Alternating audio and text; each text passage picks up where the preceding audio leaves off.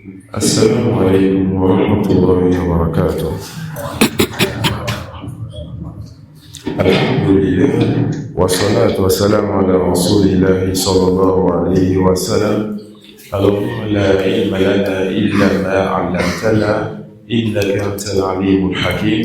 أما بعد, nous allons poursuivre la grâce d'Allah subhanahu wa ta'ala avec le poème Tahiyya de Abi Ishaq al-Libri. فأنت أحب بالتفنيد مني ولو سكت المسيء لما نطقتا ونفسك ثم لا تذم سواها بعيب فهي أجدر من ذممتا فلو بكت الدماء عيناك خوفا لذنبك لم أكن لك قد أمنتا ومن لك بالأمان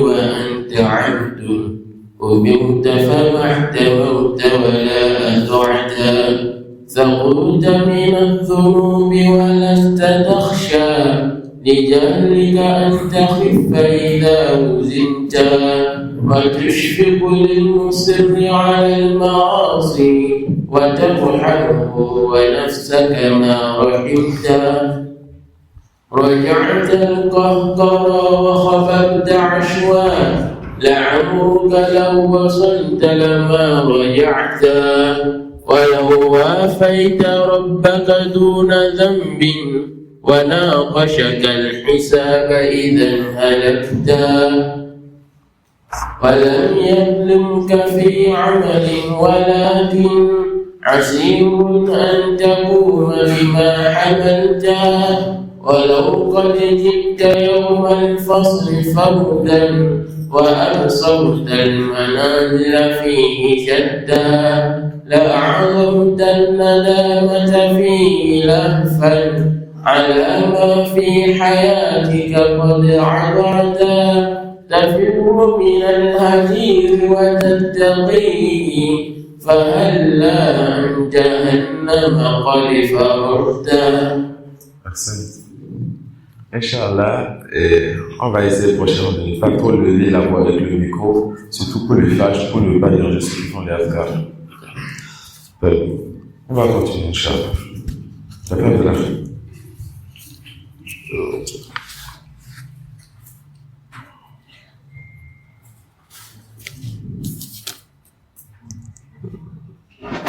Le numéro 30. ولا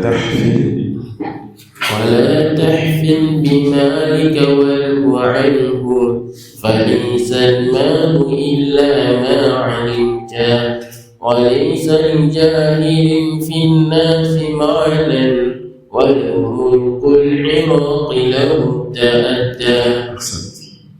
Donc, il poursuit toujours son bait et il continue toujours les conseils bénéfiques. Wadinu al-nasiha.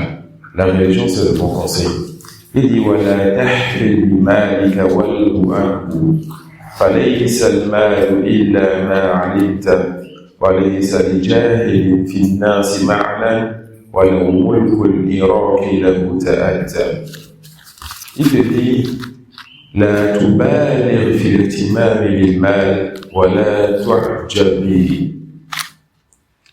Comme la parole d'Allah, Al-Hakum al-Takathur hatta zurtum al-maqabir. Dans ce texte, l'auteur te dit, ne cherche pas en abondance ce bas monde, de sorte à ce que cela te détourne de ce pouvoir t'a créé.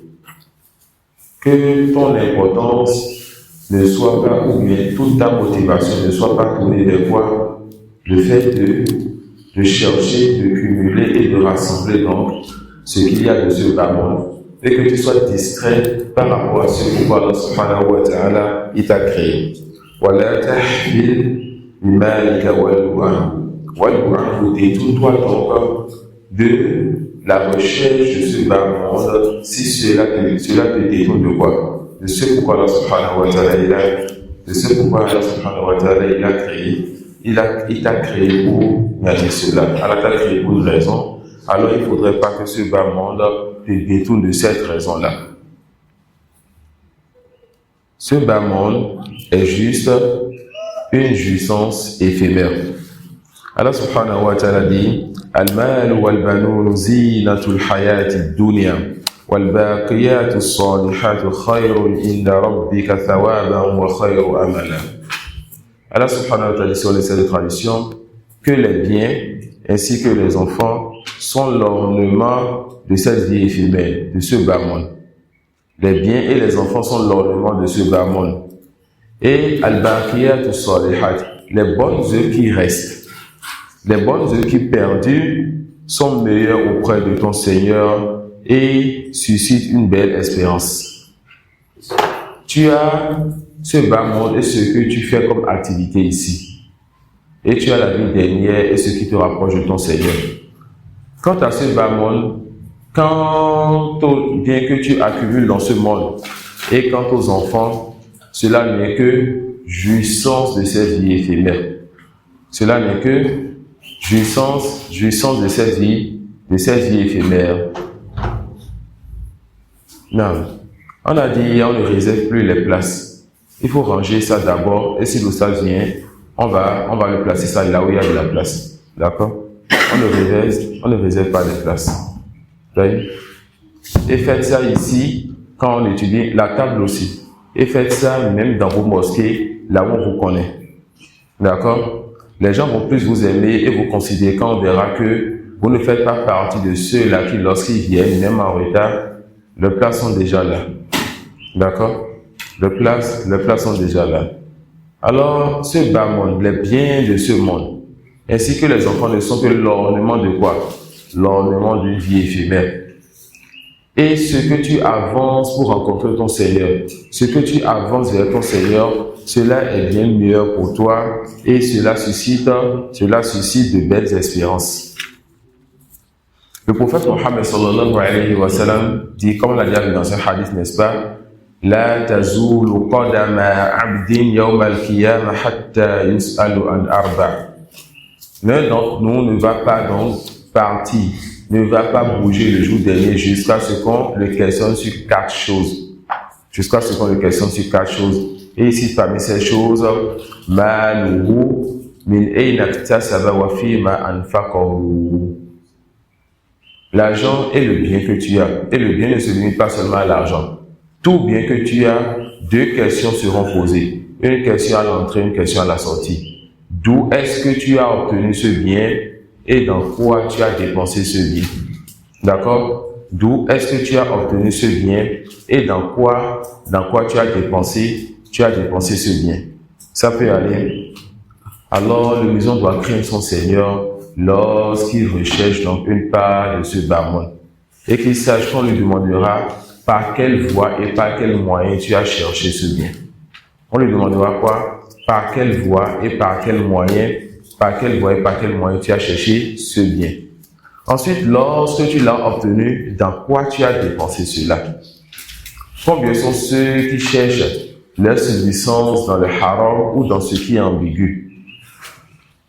Le père de l'imam al-Bukhari, et Allah lui a donné ce qu'il a donné comme aisance et comme bien, il disait qu'il ne connaît pas dans son argent une seule somme qui est mushtabi alayhi, une seule somme qui est rentrée en lui et sur laquelle il a un doute. Est-ce que c'était haram? Est-ce que c'était halal? Il ne peut pas voir dans son argent une seule somme sur laquelle il fait quoi? Sur laquelle il doute. Rahmatullahi alayhi. Et comme il a préservé son entrée qui a été ce par quoi il a nourri ses enfants, Allah a préservé donc le cœur de ses enfants. Et sachez qu'Allah vous fasse miséricorde, que lorsque le parent cherche l'argent haram, le péché est sur lui et non sur les enfants. Mais l'effet du péché touche aussi les enfants, tout comme ça touche tout ce qui est autour de lui. Et c'est ça que les savants appellent Shu'muzan. Shu'muzan, c'est l'effet des péchés. L'un d'entre eux faisait un péché et remarquait l'effet de leur péché sur leur femme, le comportement de leur femme, ou sur leur monture, leur moyen de transport, leur monture qui va devenir agitée, qui va être dans un état où il ne faut plus l'utiliser, ou les moyens de transport aujourd'hui qui, n'est-ce pas, auront ceci ou cela comme problème. Et faisait partie donc du fiqh ou salam, de la compréhension de nos pieux prédécesseurs, de remarquer les changements dans leur vie.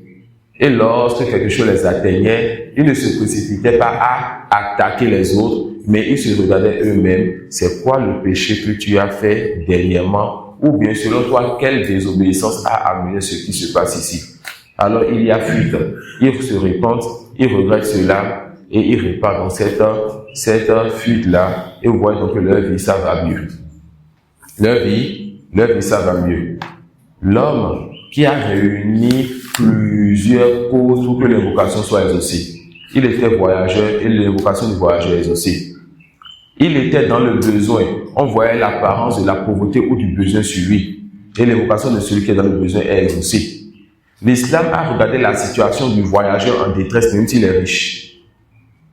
Le voyageur, Ibn Sabil, lorsqu'il est en détresse, l'islam a permis de lui donner la zakat, même si dans son pays c'est le plus riche et le plus aisé des gens. Voilà quelqu'un donc qui est en voyage, livré à lui-même, dans le besoin. Dans le besoin. Il lève ses mains vers le ciel et ça fait partie des causes aussi pour que les invocations soient exaucées. Dans un seul hadith, une seule personne réunit plusieurs causes pour que son invocation soit exaucée. Être voyageur, être dans le besoin. Le besoin est apparent sur lui et dans son cœur, il sait qu'il est dans le besoin. Il se retourne vers son Seigneur, il se détache de ce bas-monde pour demander à son Seigneur. Il lève ses mains vers son Seigneur.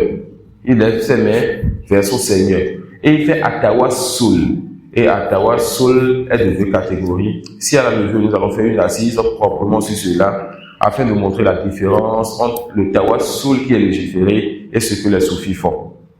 Il fait le Tawassul qui est légiféré, et parmi ce qu'on appelle Tawassul légiféré, le fait donc d'invoquer Allah et de répéter donc le nom d'Allah en invoquant, comme c'est ce qui est dans ce hadith, Ya Rabb, Ya Rabb. Il se rapproche d'Allah, Tawassul, il se rapproche d'Allah par les noms d'Allah subhanahu wa ta'ala.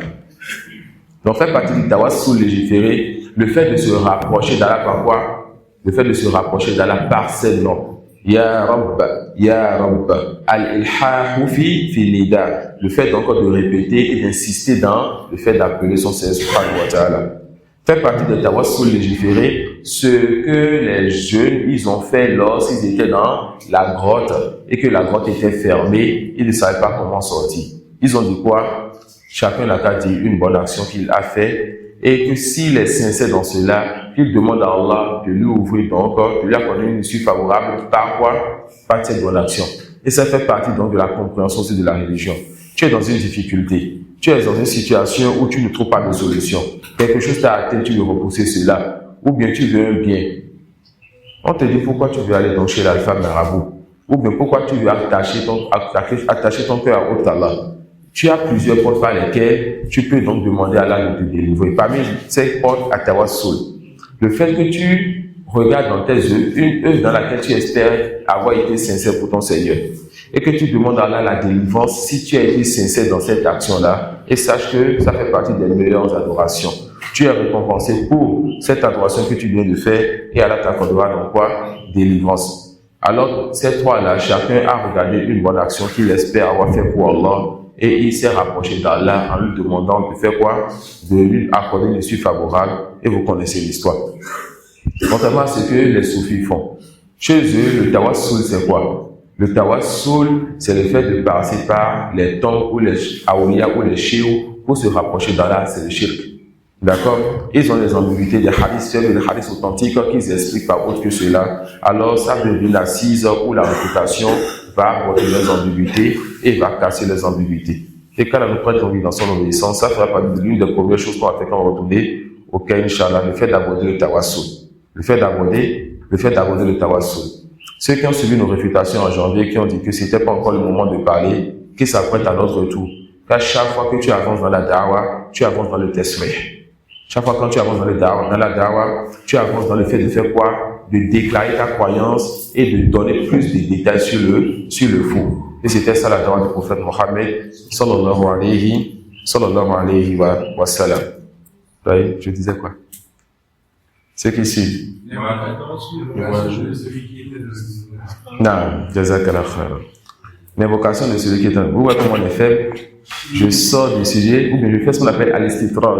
Al-istitrad, c'est quoi? Lorsque tu expliques un sujet tu viens sur un point, si le point est important, tu parles légèrement de ça, tu reviens. On parle 30 secondes et on se demande j'étais sur quoi. Cheikh Al-Islam Taymiyyah, il faisait beaucoup d'istitrad. Voilà pourquoi on dit le débutant ne rentre pas dans les lignes de Cheikh Al-Islam Taymiyyah comme il veut. Cheikh Al-Islam Taymiyyah, tu dois étudier certains de ces livres pour connaître sa méthodologie avant de rentrer dans ces grands livres. Car tu te perds si tu ne sais pas faire.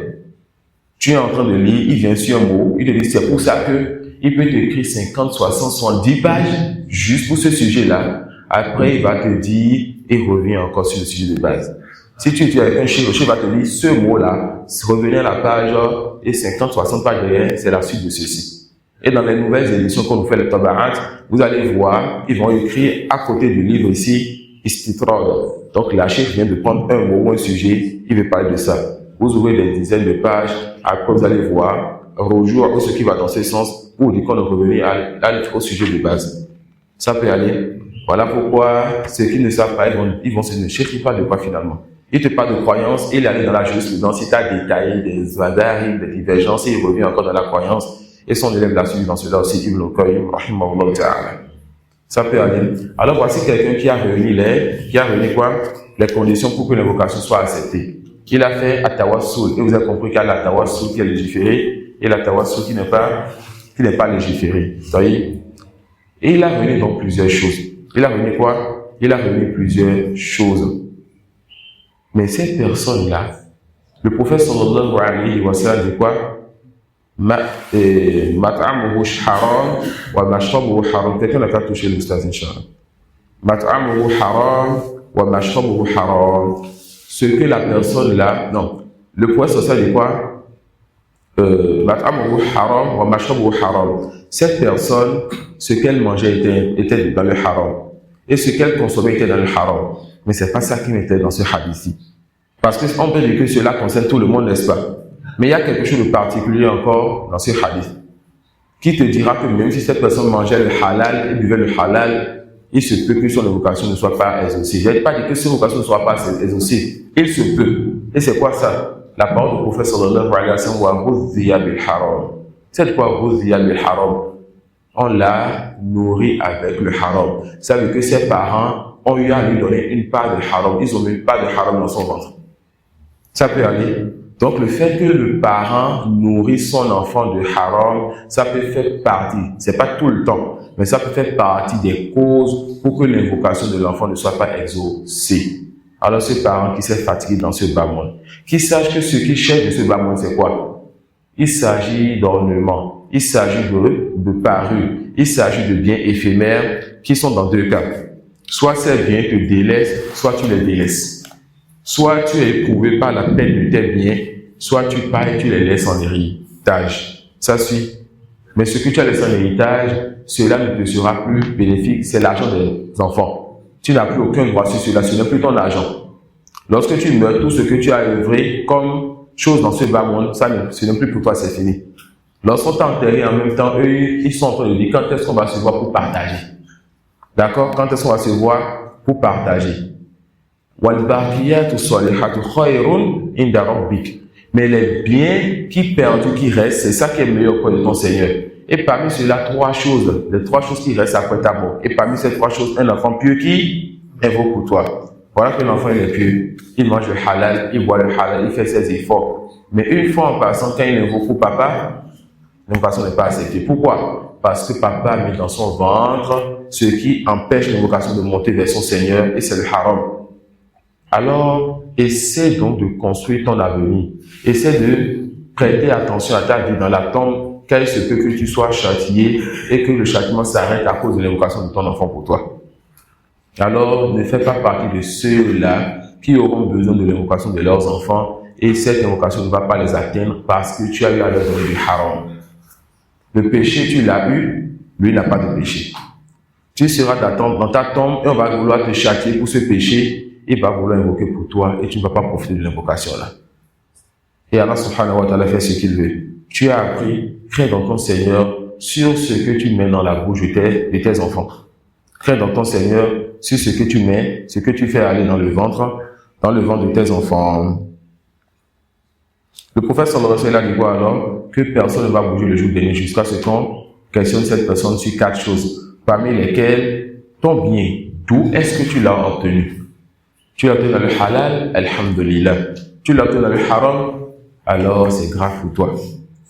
Maintenant, quand tu as obtenu le bien, tu dois être reconnaissant. Et la reconnaissance est dans 4 choses. Que ton cœur sache que ce bien vient d'Allah. Que ta langue dise alhamdulillah. Mais dans 3 choses. Que ta langue dise alhamdulillah et que tu utilises cela dans ce cas-là. La reconnaissance est dans quoi? Est dans 3 choses. Que ton cœur sache que ce bien vient d'Allah.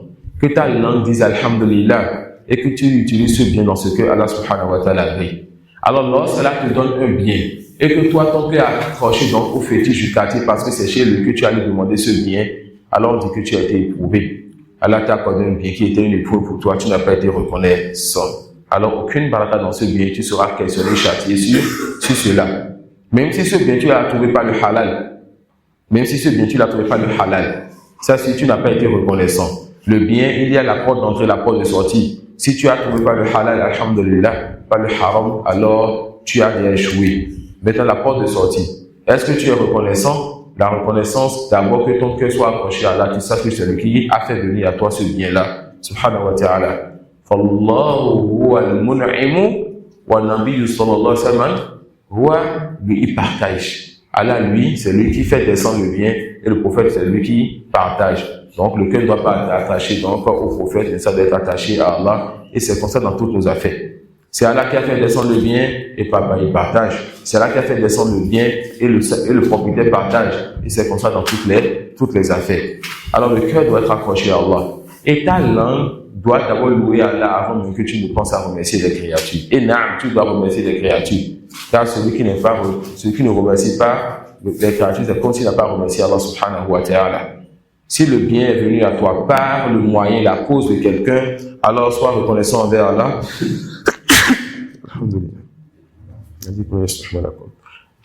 Sois reconnaissant envers Allah subhanahu wa ta'ala. Et tu fais quoi? Celui-là qui a été la cause par laquelle tu as obtenu ce bien, alors dis-lui jazakallahu khayra. Et si cette personne, c'est qu'elle t'a donné un bien, ton tawhid te dit, alors cette reconnaissance aussi, on te recommande aussi de faire quoi? De lui donner quelque chose en échange. Et Cheikh Salih Al-Sheikh dit que Al-Mukafa'a, le fait d'être reconnaissant envers celui qui t'a fait un bien, celui qui t'a accordé un bienfait, il est bien que cette reconnaissance soit du même genre que ce qu'il t'a fait. La personne t'a aidé par son argent, même si elle est plus riche que toi, tu peux l'être aussi utile par ton argent, même si tu n'as rien. Tu peux, n'est-ce pas, faire plaisir à son enfant et ça va faire donner une joie dans son cœur, une joie peut-être plus grande que l'argent qu'il t'a donné à toi pour un besoin. Car souvent les parents, lorsque tu touches les enfants, tu les as touchés. Ça peut aller. La personne t'a aidé par une place ou une poste qu'elle lui a donné. Tu peux faire quelque chose de proche ou de pareil que cela aussi. De proche que cela. Peut-être la personne était une cause que tu obtiennes un poste quelque part. Alors tu essaies d'être bienfaisant à cet endroit jusqu'à ce qu'on dise que celui qui l'a trouvé, alhamdoulilah, ça va, et ça va ouvrir d'autres portes. Chaque fois qu'il amènera quelqu'un, on va laisser cette personne. Si tu n'es pas bienfaisant à ce poste-là, on va plus le laisser amener n'importe qui quand on dira que lui ne sait pas choisir ou sélectionner les employés. D'accord? Et si tu ne sais pas ou bien tu ne peux pas être reconnaissant par quelque chose de ce genre, alors invoque pour la personne jusqu'à ce que ton cœur ne sente plus de gêne envers cette personne. Car le musulman, son cœur est pour Allah. Et il ne faudrait pas que cette personne ait dans son cœur autre qu'Allah subhanahu wa ta'ala. Alors l'islam nous a mené plein de portes afin qu'on puisse à chaque fois faire sortir du cœur ceux qui ont été bienfaisants envers nous, ceux qui ont fait ceci, ceux qui ont fait cela, afin que ce cœur ne soit que pour Allah subhanahu wa ta'ala seul. Donc, tu as eu le bien. Pour être reconnaissant, ton cœur doit être accroché à Allah. Ta langue doit dire alhamdulillah. Et tu es reconnaissant en disant jazakallah khayran à celui qui t'a fait ce bienfait-là. Tu flattes la personne. Tu flattes son ego, s'il le faut, surtout quand c'est pas dans les affaires religieuses. Et enfin, tu utilises ce bien-là, dans ce cas-là, vrai. Masha'Allah, tu sais que c'est là qui t'a accordé le bien. Tu dis alhamdulillah. Et ensuite, c'est toi qui invitais tes amis et camarades. Et sur la table, il y a un qui prend de l'alcool et c'est toi qui payes. Est-ce que tu as utilisé le bien dans ce cas-là, vrai? Et si tu fais encore pire que cela, wallah musta'an. Et avec cela, le jour dernier, quand cette question te sera posée, tu auras le cœur tranquille, tu vas répondre à ton Seigneur. On te demandera le bien que tu as obtenu. D'où est-ce que tu l'as obtenu? La réponse sera simple pour toi. Dans quoi tu l'as dépensé? Alors cette réponse va venir des 3 choses qu'on a dit. Est-ce que tu as été reconnaissant? Est-ce que tu as loué ton Seigneur? Et est-ce que tu as mis dans ce cœur Allah il agrée? Et beaucoup de personnes tombent dans la deuxième partie, et plus grand nombre tombent encore dans la première partie. Ils cherchent l'argent sans savoir d'où est-ce que cette somme-là, elle vient. وليس للجاهل يجي وليس للجاهل في الناس معنى ولو ملك العراق له تأتى. Non. Il dit, avant cela, voilà, tahfil bimalika walhu anhu. On a compris ceci. Yani, ne sois pas distrait par le fait d'accumuler le bien ou l'argent en abondance. D'accord? Que cela ne te distrait pas de la raison pour laquelle Allah t'a créé. Falaysa al-malu illa ma alimta. L'argent ou le bien n'est que ce que tu as su. Qu'est-ce que tu as su? L'auteur nous a déjà montré la réalité des biens de ce bas monde. Il nous a montré des textes qui montrent que cela est une zina, un ornement, une parure de ce bas monde. Et al-mal fitna. Les biens sont une épreuve, des troubles. Le prophète sallallahu alayhi wa sallam disait, inna li kulli ummatin fitna, wa fitnatu ummatil mal. Chaque communauté avait ses troubles ou bien son épreuve. Et l'épreuve de ma communauté, c'est l'argent. Il dit, walaysa li jahilin fil nasi ma'nan. Wala mulku al-Iraq lahu ta'atta. Al-Iraq, avant, on donnait cela comme exemple pour parler de la grande royauté et des biens en abondance. D'accord? Et la calife était avant en Irak. Ça suit? Donc il dit, l'ignorant n'a aucune valeur parmi les gens. Et même si il est donc à la tête du royaume de l'Irak, ça suit, il n'a aucune valeur parmi les gens. Et l'ignorant, il n'est pas bénéfique pour sa personne, il n'est pas bénéfique pour les gens. L'ignorant, lorsqu'il a son bien, il ne sait pas dans quoi dépenser et comment dépenser cela. Même si vous le voyez dans ce bas monde, à payer ce qu'il paye et réaliser ce qu'il réalise. Et l'ignorant ne sait pas par où l'argent lui vient, alors cette somme lui sera utile Yaoum al-Qiyamah ou pas. Cette somme ne lui sera pas utile Yaoum al-Qiyamah. L'ignorant ne sait pas toujours dans quoi dépenser, alors tu le vois le plus souvent gaspiller, tu le vois le plus souvent distrait par rapport à ce qui lui sera bénéfique. D'accord? Donc même l'argent, même le bien, cela est bénéfique pour la personne lorsque cette personne elle a une part de science, car elle craint son Seigneur dans l'acquisition et craint son Seigneur dans la dépense. Alors cela sera un bien pour lui dans ce bas monde et un bien pour lui Yaoum al-Qiyamah. Cela sera un bien pour lui dans ce bas monde, un bien pour lui Yaoum al-Qiyamah. Il dit, falaysa li jahilin fi an-nasi ma'na walaw mulku al-Iraq lahu ta'atta. Ça peut aller. Alors, le musulman, il cherche une part de ce bas monde, mais pas une part qui va le distraire vis-à-vis de ce pourquoi on l'a créé. Et le musulman n'est pas distrait par le fait de chercher le bien en abondance, car tout ce qu'il cherche, soit il va abandonner cela, soit cette chose ne va pas l'abandonner. Soit il va abandonner cela, soit cette chose va l'abandonner. Soit il va abandonner cela, soit cette chose va l'abandonner. Alors, il faudrait encore qu'il donne de l'importance à ce pourquoi on l'a créé et que ce qu'Allah lui donne comme bien, qu'il utilise cela pour se rapprocher d'Allah subhanahu wa ta'ala. On a vu que l'ignorant n'est pas bénéfique pour sa propre personne, tout comme il n'est pas bénéfique pour autre que lui. Il n'est pas bénéfique pour sa propre personne, tout comme il n'est pas bénéfique pour autre que lui. On a vu que l'ignorant, il ne sait pas forcément comment chercher le bien, et il ne saura pas donc forcément dans quoi dépenser ou comment être reconnaissant envers son Seigneur subhanahu wa ta'ala. Et l'imam Ahmad disait, An-nasu muhtajuna ila al-ilmi akthar min hajatihim ila al-akli wa sharab. Les gens ont plus besoin de la science que leur besoin de quoi? Que leur besoin de la nourriture et de ce qu'ils consomment. Celui-là, adimul akli wa ta'am, adimul akli wa sharab. Celui qui ne trouve pas ce qu'il va manger ou ce qu'il va consommer, qu'est-ce qui va l'arriver? Son corps va mourir. Et celui qui ne trouve pas la science, son âme va mourir. La